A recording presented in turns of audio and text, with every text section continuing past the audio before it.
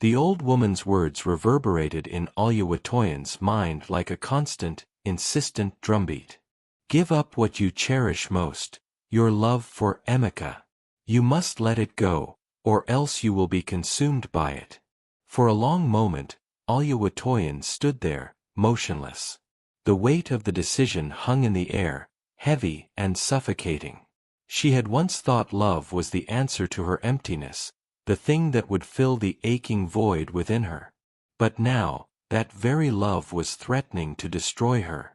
It had become an obsession. Her desire for Emeka had spiraled out of control, pulling her deeper into a world of shadows, where gods and spirits dictated the terms of her fate. She could feel the dark energy coursing through her veins, like a poison that had taken root in her soul. It was the price of what she had summoned, a bond that had entwined her with forces far more powerful than she had ever understood. The old woman's eyes seemed to pierce into her, seeing straight through her walls, straight to the core of her turmoil. You have seen what the love you sought has brought you, child, she said, her voice soft but unwavering. Now you must decide. Will you continue to chase what cannot be yours, or will you break free and live? Oluwatoyin took a shaky breath, her heart hammering in her chest. She had spent so many years in search of love, so many years dreaming of a passion that would make her feel alive. But what had it brought her? Pain, fear, the erosion of everything she had once held dear. Emeka had given her everything she had ever wanted, and yet, nothing at all. He was a man, but he was also a conduit to something darker, something that was now inside her, claiming her. She had been the one to call upon the spirits, to bind herself to him. And in doing so, she had set in motion a chain of events that she could no longer control. She thought of Osei, the man who had once loved her with all his heart, the man who had given her everything in his power. She thought of the life they had built together, the home they had shared. And she wondered, with a deep sorrow that threatened to consume her, if it was too late to turn back. Oluwatoyin, the old woman's voice broke through her thoughts. The choice is yours. You must let go of the love you feel for Emeka. Only then will you be free of the curse you've bound yourself to. But how? Oluwatoyin asked, her voice raw with emotion. How do I let go of something that has become a part of me? How do I release this feeling when it feels like it's all I have left? The old woman's eyes softened, and for the first time, she reached out and placed a hand on Oluwatoyin's shoulder. It will not be easy, she said, her voice filled with quiet compassion. But the only way to break the bond is to release your attachment to Emeka. You must stop seeking him, stop desiring him as your own. You must return to the life you once knew. Oluwatoyin's heart ached at the thought. She could feel the pull of Emeka's presence in her soul, like a force she couldn't escape. But she knew, deep down, that the only way to truly free herself was to sever the ties that bound her to him. It would mean letting go of the passion, the desire, the obsession. It would mean choosing something more, something that was not defined by her love for him. It would mean choosing herself, her freedom, even if it meant walking away from the intoxicating pull of the man she had come to crave above all else. I'll do it, she whispered, her voice trembling. I'll let him go. The old woman nodded, her expression grave. Then go to the riverbank tomorrow morning. The spirits of the water will guide you. But remember, once you release him, there is no turning back. You must never seek him again. The following morning, as the first light of dawn broke over Benin City, Oluwatoyin made her way to the riverbank. The air was thick with the scent of earth and damp foliage, and the river flowed quietly, as though it, too, was waiting for her decision. She knelt by the water's edge, her hands trembling as she reached for the smooth stones that lined the shore. The river seemed to call to her, its gentle current a reminder of the world beyond the chaos she had created. It was time to let go. Time to release the part of her that had been consumed by the desire for Emeka. Closing her eyes, she whispered into the wind, "I release you, Emeka. I release this love. I free myself from the chains that have bound me to you." The moment the words left her lips, she felt something shift within her, a weight lifting, as though the world had opened up and allowed her to breathe again. The river's flow seemed to grow stronger, the sound of the water rushing over the rocks filling her ears, and for the first time in what felt like ages, she felt light. Free. When she opened her eyes, she saw the reflection of the sky above, the cloudless blue stretching infinitely before her. She felt the sun warm her skin, and a sense of calm washed over her. But as she stood to leave, the air grew still. A chill crept through her, and a faint whisper danced on the wind, Onia's voice, soft and haunting. "You have freed yourself, but you have also left behind what you sought. The balance is yours now, but remember, nothing in this world is ever truly free." Oluwatoyin stood frozen for a moment, the weight of the goddess's words sinking in. She had let go of Emeka, of the love that had consumed her, but the price of that freedom was still unclear. The world she had known was no longer the same. She was no longer the same. But as she turned away from the river, she felt something shift within her, a quiet strength, a sense of self she had long forgotten. She had made her choice. And though she didn't know what the future held, she knew that the journey ahead was hers to own. Osei, on the other hand, had been watching from the shadows, his heart heavy with the betrayal he could no longer ignore. When he had seen her slip away that morning, he had followed her, unsure of what he would find. Now, standing at a distance, he saw the transformation in her. The way the weight had lifted from her shoulders, the way her eyes seemed clearer, more determined. He stepped forward slowly, unsure of how to approach her. He had always loved her, despite the pain she had caused him, despite the distance she had put between them. But this new version of her, this woman who had faced her own darkness and emerged stronger, he wasn't sure who she was anymore. "Oluwatoyin," he called gently, his voice tentative. She turned to face him, her eyes meeting his with a quiet strength. There was no guilt in her gaze, no shame, only the calm assurance that she had made her choice, and that it was hers to live with. "I've let go," she said softly. "I've freed myself." Osei took a step closer, his heart torn between the love he had for her and the hurt she had caused him.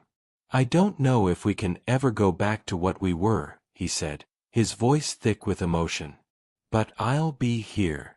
If you want to find your way back to me." Oluwatoyin smiled softly, her heart aching with the truth of his words. "Maybe we can start again," she whispered. "But first, I need to find myself." And for the first time in years, she felt like she was finally home, not in the arms of a man, not in the shadow of a goddess, but within herself. The days that followed were filled with quiet reflection. Oluwatoyin spent the next few weeks walking through Benin City, her heart heavy with the weight of her choices, but also lighter, as though the chains of her past had loosened, leaving her free to breathe again. She knew that the journey ahead was not an easy one, but it was hers to navigate, no longer bound by the suffocating grip of obsession or the shadows of a love that had never truly been hers to claim. She had let go of Emeka. She had released herself from the curse she had set into motion, and now, as she walked through the familiar streets of her city, the world seemed different, quieter, perhaps, but also more alive. The bustling market, the hum of voices, the soft rustling of leaves in the evening breeze, they all seemed to speak to her in a language she had forgotten. But there was a part of her that remained unsettled. The whisper of Onia's voice still echoed in her mind, soft and haunting, warning her that nothing in this world was ever truly free. There was something she had yet to understand, something deeper than the love she had sought and the pain she had caused. One evening, after returning from the riverbank, she sat quietly by the window, watching the sun sink low over the city. The amber light bathed the streets, casting long shadows that seemed to stretch forever.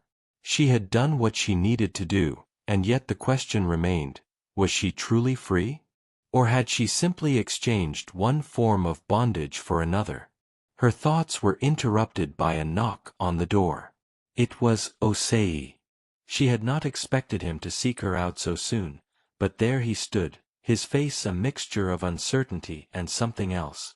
Hope, perhaps, or a yearning for something she had long since let go of. "I've been looking for you," he said quietly, his voice hesitant. Oluwatoyin rose from her seat, her heart beating faster at the sight of him. He had always been her anchor, the man who had loved her even when she had failed him. Now, standing before her, his eyes searching hers, she couldn't help but wonder if there was a way back to the life they had once shared. "I'm here," she replied softly, her voice trembling just a little. "What do you need, Osei?" He stepped forward, his gaze never leaving hers. "I need you," he said simply. "Not the woman you were, but the woman you've become. I see the change in you. I see the strength, and I want to be part of that. If you'll let me."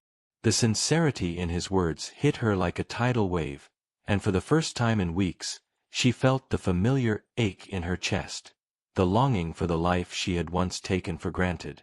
Osei was offering her a second chance, not just for them, but for herself. He was offering her the possibility of something real, something grounded in love, trust, and the shared history they had once built. "I've hurt you," she whispered, her voice breaking. "I've betrayed you, Osei. I don't know if I can ever make it right." "You don't need to make it right," he said, his voice steady. "We both made mistakes. But we're here now. Together. That's all that matters."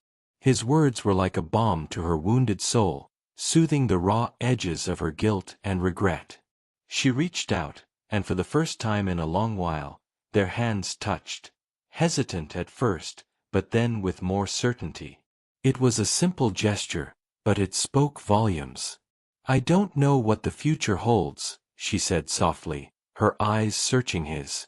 "But I know that I want to try. With you." Osei smiled, and in that moment, all the pain, all the years of silence and distance, seemed to dissolve. They were not the same people they had been when they first met. But perhaps that was what made their connection even more powerful. They had both been broken, both had wandered in different directions, but now, standing in the quiet space between them, they knew they could rebuild. "I'm here," he said, his voice filled with quiet certainty. "For as long as you'll have me." The next few days were spent in quiet reconciliation. Oluwatoyin and Osei took long walks through the city, talking about everything and nothing.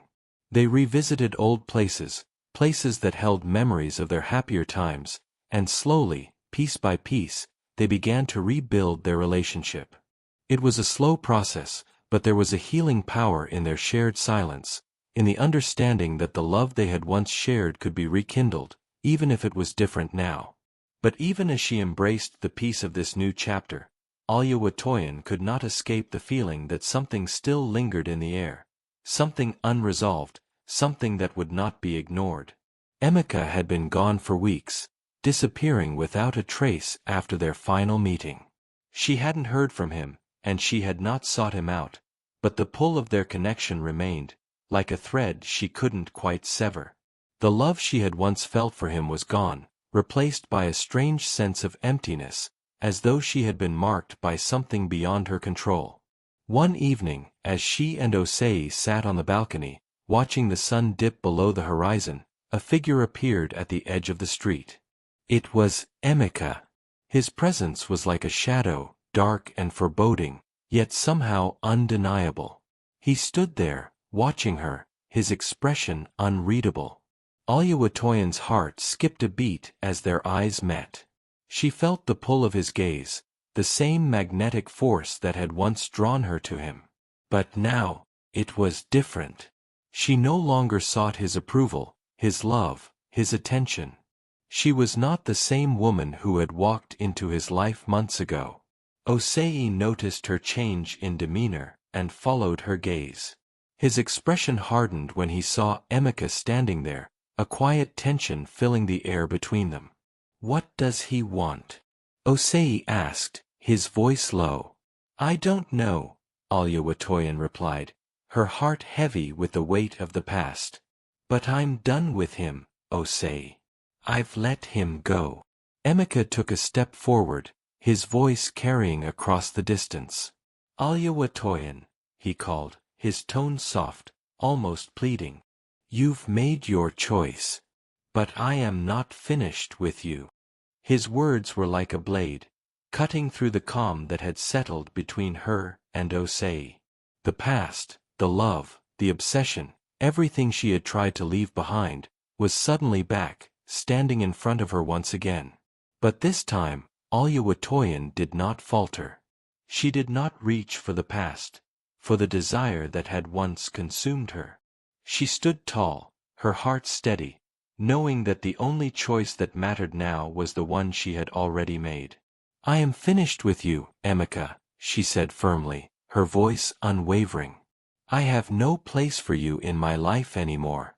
This is my choice, and it is final." Emeka's eyes darkened, but he did not move. The silence between them was thick, heavy with the weight of everything they had shared, and everything they had lost. Then, without another word, he turned and disappeared into the night, leaving her and Osei standing together, stronger than they had ever been.